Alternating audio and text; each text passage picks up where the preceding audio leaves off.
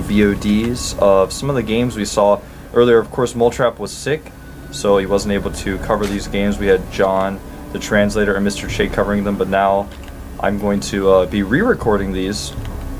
So I'm going to be taking a look at the strategies these two players are doing. Of course, up here at the top right, we have BBoongBBoong from the Team Prime, and at the bottom we have Tassadar from NS Hosa. And Tassadar, I think, definitely the favorite in this series.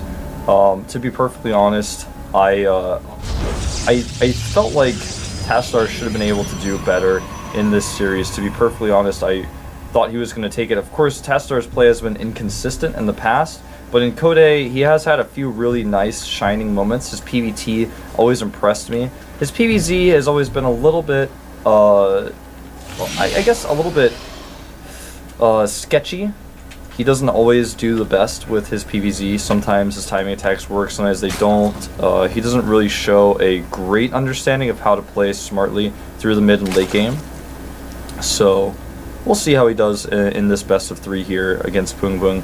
Now, BBoongBBoong, of course, probably going to hatch first. He's already gotten 15 drones out here, the 15th being produced at this moment.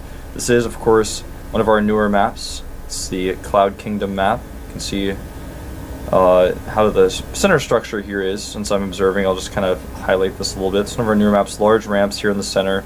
Watchtowers are on the outside of the center. So here and here, you don't actually have high ground to control them. You can control them from the low ground, which does make for some really interesting circumstances sometimes, because if you want to fire on the watchtower from the high ground, you know, you can hit the unit there below, but if the unit is on the watchtower, it has vision of the high ground, so whoever has the watchtower first, you know, has the advantage to shoot upwards. But if it's a small group of units, you can see the approaching units from the high ground. You know, I'm talking a lot about this quite a lot, but that's basically all the features of this map. Now we do see Nexus going down here for Tassadar. Grizzly went Forge first, and he's now making his gateway before second pylon. And we'll see a second pylon go down here. Nice placement here. Notice on this map you can have a small little gap here. Just going to leave the probe there so that no units can come in and sneak in there. Some players have been trying to wall off a little bit differently on this map. I think this is definitely the safest, best way to do it. We do see BBoongBBoong's hatchery going down now. He did get his spawning pool first, actually. And it appears he's already made 2 Zerglings. He's going to make 2 additional ones just to kind of control the map. Making 4 is always the standard number of Zerglings you want to have in this matchup to kind of control the center, make sure your opponent's not hiding pylons, make sure you can try, at the very least, try to prevent that probe from coming back in the base to see if you've taken gas or not. And in this case, Tassadar is going to see no gas is taken. Oh, well, he saw the bottom gas. I do not believe he quite got enough vision of that top geyser. But I think he's going to assume no gas has been taken here. And the probe actually will eventually be taken out. Zergling's speed is just slightly faster, so every time the probe has to turn around, it gets hit. And that's that. Meanwhile, at Tassadar's base, the Cybernetics core is going up. The Nexus is up and running now as well. Now, BBoongBBoong is taking it faster. Remember, for us players out there, I'm going to try to be as educational as possible on this cast. If you see no gases being taken and a hatchery going up, it means you're likely going to be facing a fast third. There's nothing else they can do. They can't just take late double gas and do a Roach build. That won't make sense. Or a Baneling build, rather, not even a Roach build. There's just no reason that would work out. If your probe comes in the second time, sees no gases have been taken, and the hatchery has not been cancelled or anything crazy like that, you're going to know it's a fast third. So right now, Tassadar is very aware of this. He saw no gases. It looks like he's going to put some pressure on with the Zealot. And meanwhile, of course, he hasn't taken his third or fourth gas, and this pylon positioning here is, of course, probably going to be where he adds his second, third, and fourth gateway to put some pressure on. Now, one thing to note about Tassadar's play here as well is he has not yet gotten the +1 at the Forge, so that is a little bit surprising. But, as I was about to mention, it does indicate he's likely going to build a Stargate.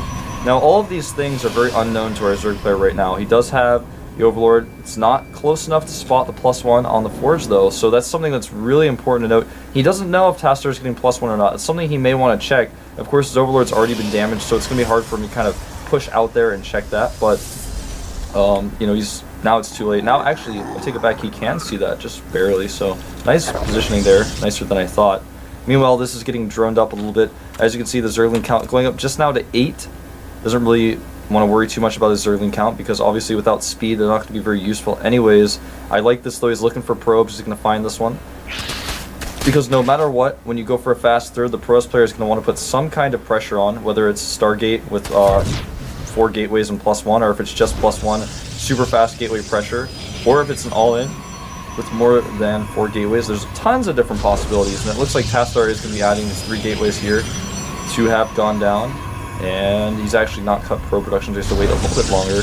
Ooh, interesting, Twilight Council. I did not expect to see that. This is a very unique build from Tassadar. Normally you see 4 gateways, that's very standard, very normal, and anything less than that is, like I said, quite unique. And I think we're going to see Blink come out of here.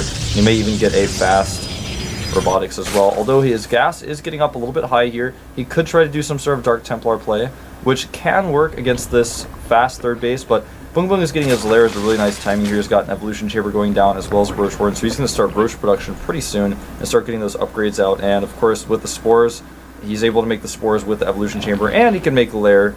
I mean, I guess I should say he already has started his lair, so he can make an Overseer. I'm all over the place today, guys.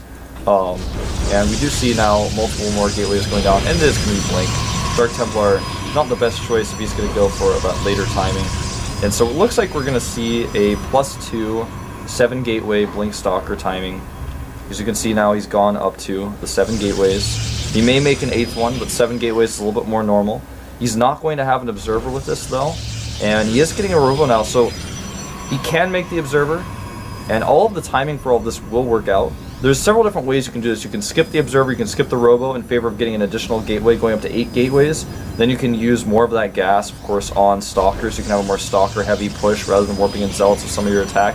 And then, of course, right now we can see +2 is already on the way, and these Zerglings are going to try to come up here and see what's going on, but unfortunately he doesn't really get a good glimpse. Now, most Zerg players these days have been keeping 2 Overlords ready to come in, one at the side and one at the front to kind of see what sort of tech is coming. Obviously with the Stargate play, with the Void Ray, he's already shown this, which is going to make his opponent think, oh, okay, he's going for some sort of Stargate play, which is why Spore Crawlers have already been made by BBoongBBoong. Notice he's got one at each base, even has a Hydralisk Den, so it looks like he's going to get some Hydras out. Now, the problem with going for Hydralisk is that when Stargate play is shown, your opponent may assume you're going for Hydras, and if you're assuming he's going for Hydras, you can tech into Colossi really quickly. It's really easy to scout Hydralisk tech with Stargate play as well, and then tech up into Colossus. And also, Hydralisks are just not very good to be aggressive in this matchup. In fact, in most matchups, Hydralisks are not good unless creep has been spread all the way, and ZVZ, they're just good to add some extra DPS in here. Blink has been shown here by Tassadar, so he's going to push through with this large Stalker army. Look at the drone count, 67 to 49, and all these upgrades about to finish. So really nice timing here by BBoongBBoong, but will it be enough? Stalkers warping in for Tassadar, and by the looks of things, with +2 here against no upgrades for BBoongBBoong, he may not be able to hold. Void Ray going to work, and of course the Hydralisks are going to make quick work of that. These force fields, not perfect, but they are doing a decent amount of cutting up of the units. The problem is the Hydras is doing so much extra DPS back here. As you can see, there's still quite a decent amount of them alive, and the Roaches do charge forward. Tassadar, though, warping in more units. Good Blink Stalker micro, but I think he may have missed his timing window here. The Overlords are spreading creep, making the Hydras able to fight a lot easier. And good Stalker micro. The Zealots kind of caught at the back. Now they're charging in. The Overlords tanking some hits here. The Stalkers are blinking back. More Hydralisks coming out. 8 Roaches about to pop. And Tassadar actually may just break through here. The Overlords will go down here as well, but notice that he's just got so much of a supply lead. And now the Stalkers blinking back, continuing. Here's the supply of the armies up at the top left. You can see on the tab. And actually more and more Hydralisks going down. Nice transfuse there, keeping one of the Hydras alive a little bit longer. You can see the Zerg's army has almost reached that of the Protoss, but with good Blink Stalker micro, the Protoss army lasting longer and longer here. He's continuing to try to break through, and it looks like our Zerg player may be overwhelmed. It's just hard for him to get that solid army that he can kill Tassadar's with. Look at Tassadar's units, they're all very low on hit points. You can see the army count evening here as the Stalkers have kind of run out of blinks. And this may be the one moment where BBoongBBoong can get that strong enough army to push this back. I love the usage of the Overlords here to tank damage, but also help spread that creep now. He's going to go in for another attack. The Queen even adding some DPS in here. And the Roaches charging in. As you can see, Tassadar's units, again, some of them very low on hit points. And some of the Stalkers getting caught. 2 Stalkers go down there unnecessarily. You can see he's kind of running out of options here, warping in Zealots. He doesn't have enough resources to keep warping in those Stalkers. And by the looks of things, I think BBoongBBoong will actually be able to hold this because the army is getting smaller and smaller for our Protoss player. Stalker's now being targeted down. Even with perfect Blink Stalker micro, it's just not enough. Zealot's being warped in here as well, and GG, BBoongBBoong holds a really nicely executed timing attack from Tassadar, but the high ground advantage here with the Overlord tanking was just too much for him. So we're going to go into game number 2, so don't go anywhere. Well, I guess this isn't live, so just go into game number 2 with me here, and